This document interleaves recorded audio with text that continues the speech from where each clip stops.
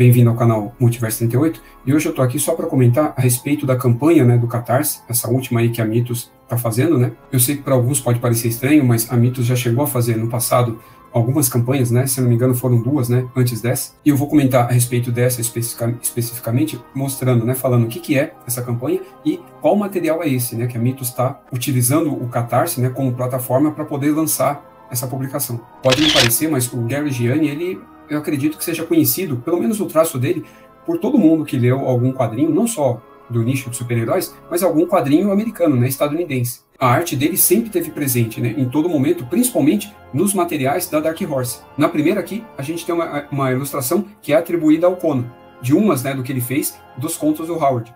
Depois, a ilustração da história do Batman, que ele fez, que ganhou o Eisner, né, por essa história.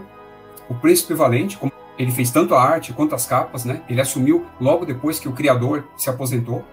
Ele também fez ilustração, né, para o John Carter, né? Uma outra imagem, né, do Conan também atribuída a ele. Aqui é a ilustração que ele fez para a série, né, do Indiana Jones, que, como dá para ver, é uma série da Dark Horse que ela adaptava o próprio filme, né? Ele desenhava ali o Harrison Ford, literalmente, né, na arte. Já aqui uma ilustração com o Brian McMore, também atribuída a ele. Aqui o Solomon Kane dele.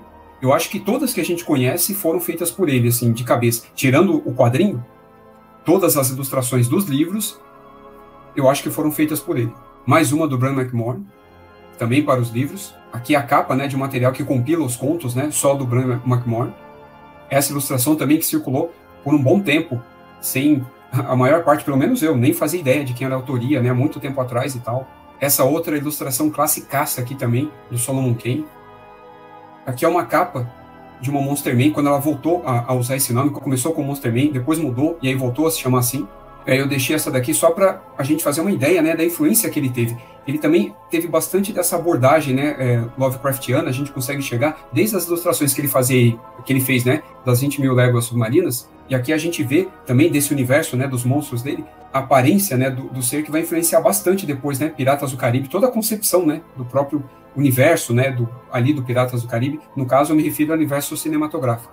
Então vamos lá, indo direto ao ponto, o que a gente vai ter aqui? O nome do material chama Monster Man, né? O Man aqui no caso está no plural, com o subtítulo e os monstros humanos. Então aqui nessa primeira parte a gente tem informação a respeito de valor, a meta, né? E o que é importante, o que vale ressaltar aqui, é que essa é uma campanha tudo ou nada, ou seja, esse é um tipo de campanha que não adianta a gente esperar, né, ela terminar e o material ser lançado para daí depois correr atrás. Quando a campanha é tudo ou nada, significa que o material ele só vai sair dessa forma, né, por meio de apoio do Catarse. Até a data aqui que eu estou gravando, né, faltam 49 dias, né, para a campanha ser concluída. Então, a rigor, ela termina, né, no dia 1/12, né, então as pessoas teriam até 1/12 para apoiar a campanha, né, até a meia-noite dessa data, sendo que a previsão do material seria para ou final de dezembro mesmo, ou a primeira quinzena de janeiro. Então, aqui na aba sobre, a gente vai ter tanto informação, né, a respeito do projeto, quanto dos apoios propriamente ditos. Eu vou focar agora só no apoio, aí depois eu comento a respeito do material em si, né, especificamente. Então, em relação ao apoio, o que a gente vai ter aqui? O combo básico, né, que a gente pode escolher é o de R$70, que aí você tem uma edição, né, e mais o marcador de página. Vale ressaltar que para quem apoiou durante as 48 horas, então teve desconto aí também em relação a esse valor. Vale ressaltar também que, assim como a Figura costuma fazer, e até algumas outras editoras nas campanhas dela, existe a opção de você retirar na loja da Mitos, né, para quem está aqui em São Paulo, claro. Assim como a Figura faz, dando a opção de retirar nas comic shops.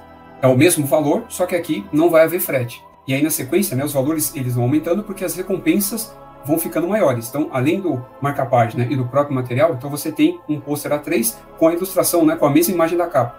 Depois, a gente tem uma recompensa, né, de R$80, né, ou seja, com R$10 a mais. Além do material e do marcador e do pôster, você também tem os cards.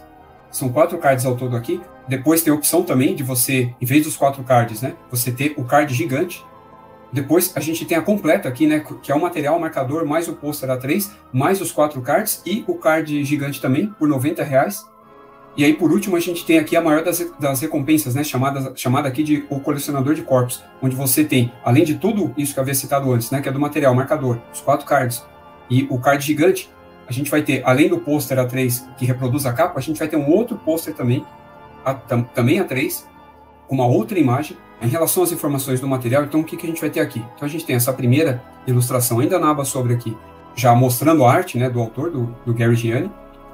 E aqui uma explicação a respeito do projeto, né, caso ele seja bem sucedido, né, ele vai ter uma tiragem de 1.000 exemplares, e aí o valor depois no site da Mitos, ele vai ser maior, né, do que o está sendo comercializado aqui. E aí depois a gente tem informação não só a respeito, né, do Catarse, mas do autor e da obra também, que começa a ser falada aqui. Corpus Monstrum era o nome que se dava à obra. Ela começou sendo chamada de Monster Man, depois ela mudou para esse título, e aí, depois de um tempo, voltou a se chamar Monster Man novamente. Esse material ele começou sendo publicado na Dark Horse, seria como se fosse um spin-off, como quase extras, né, edições ali de um personagem ligado ao universo do Hellboy.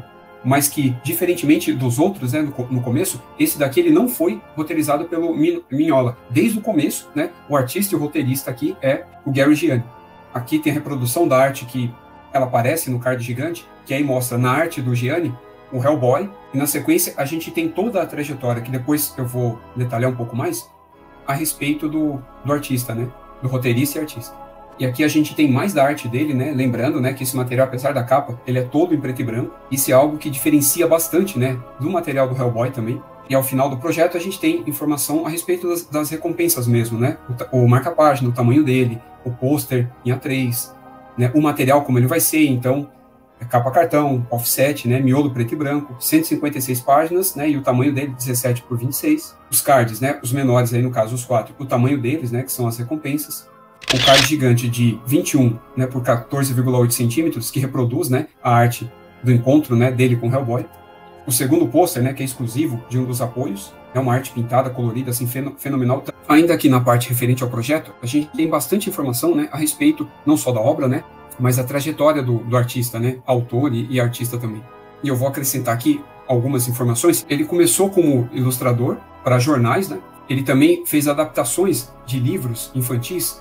Na verdade, ele adaptava grandes clássicos, né? Como foi colocado aqui, 20.000 Léguas Submarinas e outros grandes clássicos, né? Então ele fazia livros ilustrados, né? Não era quadrinhos. E como ilustrador também, no caso do jornal, não especificamente, ele não era desenhista de tiras, né? Ele fazia ilustração para os jornais também. Ele ilustrou os contos do Howard, né? Praticamente assim todos, né, dos principais personagens. Ele ilustrou muitas das ilustrações que a gente tem do Conan, que não são do Frazetta, geralmente são as dele.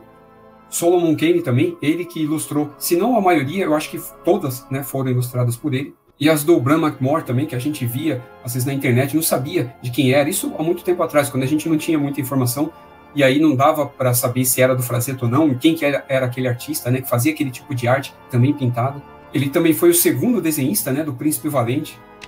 Assim que o autor, né, que roteirizava e desenhava, ele se aposentou, ele assumiu por um tempo, né, o material do Príncipe Valente. E ele já recebeu o Eisner, né, como fala aqui, junto com Art Goodwin, por uma história do Batman, que saiu dentro da Batman preto e branco, né, uma história curta ali chamada Heróis. Ele chegou a ilustrar um dos livros, né, do J.R. Martin, além de ter feito, né, material para Dark Horse, no caso do Indiana Jones, Tarzan, Tom Strong, já ilustrou o Sombra também, como está aqui. Por isso que eu havia dito que você já viu o desenho dele em algum lugar, só que você só não sabia que era ele, né? Pode não lembrar onde, e não sabia quem era o autor. Mas ali, em média, né, desde os anos 90, que a gente acompanha o trabalho dele, mas sem saber quem ele realmente era. E em relação à obra, né, o que a gente vai encontrar aqui? Como eu havia falado, o próprio tom dela lembra até um pouco o Tom Strong, que ele chegou a desenhar também. Pela questão da aventura, né? Mas no caso aqui mais voltado ao terror, mas não deixa de ser uma aventura, e a pegada retrofuturista, né? Que também aparecia ali no Tom Strong, que tinha uma abordagem um pouco steampunk também. Então esse universo ele vai misturar ficção, né? Ficção científica de alguma forma também, magia, ocultismo, mas mantendo, como eu falei, o tom aventureiro, né? Retrofuturista, que dá para associar aqui ao Tom Strong.